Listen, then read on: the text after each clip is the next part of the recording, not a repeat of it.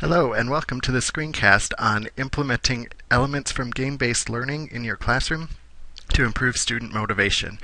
My name is Joshua Enzer. I'm a lecturer in the Department of Chemical, Biochemical, and Environmental Engineering here at UMBC. The work that I do is in the Scholarship of Teaching and Learning, and at the very broad level it's related to using computer tools to enhance student learning in engineering. This particular presentation comes from a project where we are looking at a very specific element of game-based learning, an experience point system and an achievement system, to determine its effect on student attitudes. There are effectively two components to this project, both of which can be implemented directly in Blackboard. One is a simple rebranding of the grading scheme. I'll show you what I mean by that in just a moment. And secondly is implementing an achievement system, which is analogous to current generation video games, trophies, and achievement systems that players earn recognition for accomplishing specific tasks or meeting certain milestones within a game. Very similar to the way that we can reward students for achieving certain tasks or reaching certain milestones in our own courses.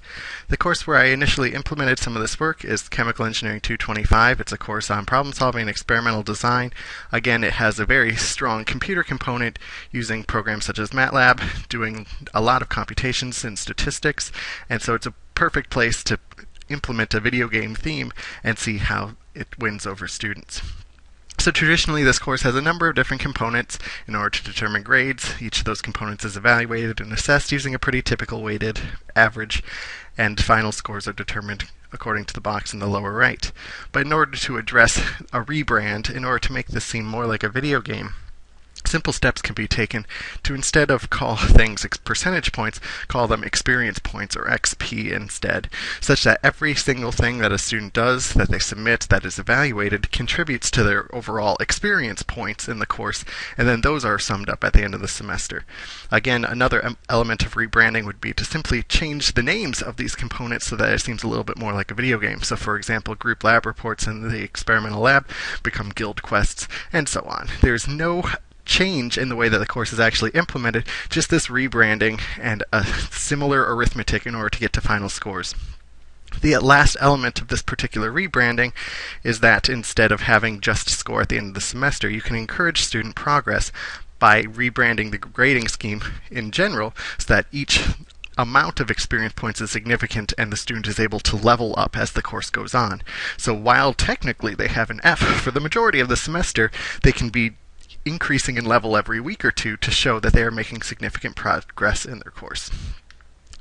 The implications of this are that points are now something that are earned by the students and not lost. I don't know how many times I've had students come to me and say, why did I lose points for this? Why did I get points taken off for that? And the idea here that we are trying to implement is that every point that they earn is a representation of their own experience, their own abilities, and so points are not lost, they are earned. The other implication of this in terms of positive psychology is that, again, it's to focus on accomplishments, on doing things, and hopefully building some sort of intrinsic motivation instead of just that external motivation for the grade. And by incrementing things across levels, there's an increase in morale across the course. You can see as a student that you're making significant progress as the semester goes on. But the part that's most exciting for both the work that I've been doing and for the students has been this achievement system. Again, an achievement in a video game winds up being just a little notification in the corner of the screen that you've accomplished a specific task or met a certain milestone in your progress during this game.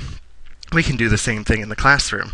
So the idea in implementing this sort of achievement system is to come up with a list of things that they can do in this course that anyone is able to do, that ideally takes advantage of Blackboard's computing capabilities so that I don't have to do all the work myself, and to diversify it. So some of them are very easy to obtain, some of them are related directly to course assignments, and some are related to attitudes and behaviors instead, such as attending office hours or watching an extra video online or something along those lines that you're able to monitor.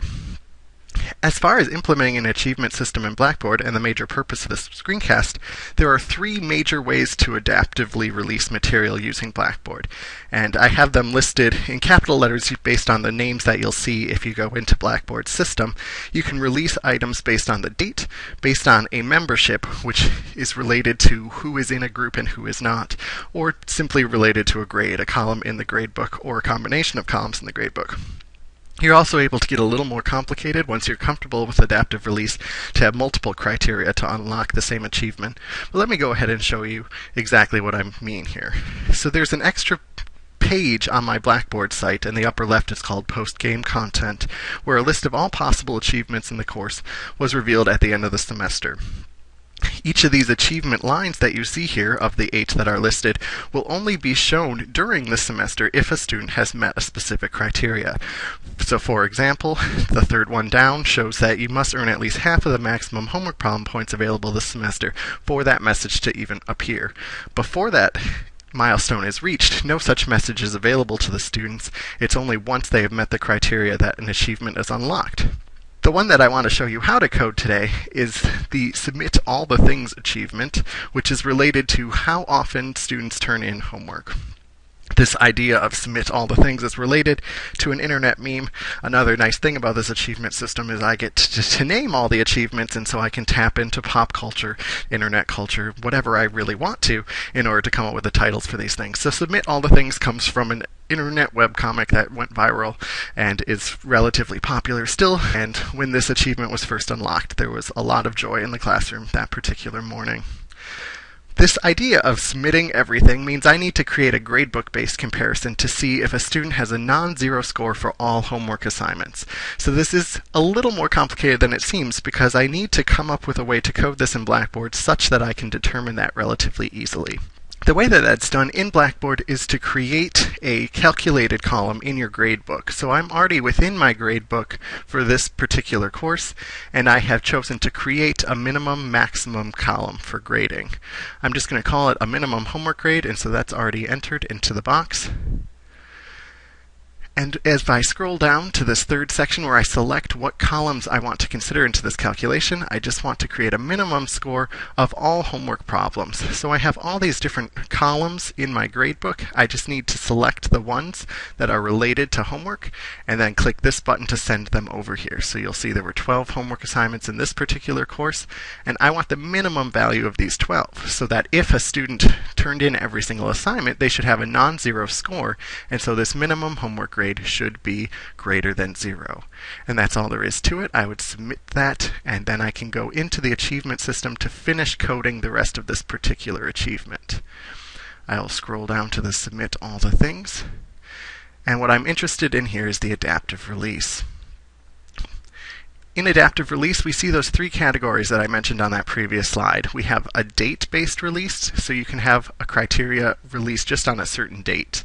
You can have a membership-based release where you can actually individually browse for different students, just search by their name or by their user ID, or if you've created groups in your course, you can choose that certain groups are able to see an achievement by being in that group. In this case, I want a grade-based achievement. I want to make sure that anyone who has a non-zero score on their minimum homework is able to see this achievement. So again, when I go to selecting a grade center column, I will see all the different grade center columns I have in my gradebook. In this case, I would want to switch down to the minimum achievement, the minimum homework score. And then I just need to say I need that score to be greater than or equal to a certain number. And I choose the number 1 so that anyone with a 0 will not be able to see this achievement. Anyone with a 1 or higher using these experience points will be able to see the achievement. And then I can submit that. The one drawback to this particular system is that when I am in edit mode off to see what students can see, I see what someone can see if they have zeros on everything in their gradebook. So all I can see is the one achievement I've coded this semester that was based on a timestamp. Once October 18th rolled around, everyone's got the achievement that we've made it halfway through the semester. I can't see as an instructor who can see which achievements, but I can see all the achievements that I've put into place. I can confirm that I've put adaptive release on each of these systems, and I have to trust my coding ability from there at this point. Another thing that we could implement is this leveling up system of achieving experience points and gaining levels as we go. This is again another gradebook-based comparison, and it's coded analogously to the homework one that I just showed you.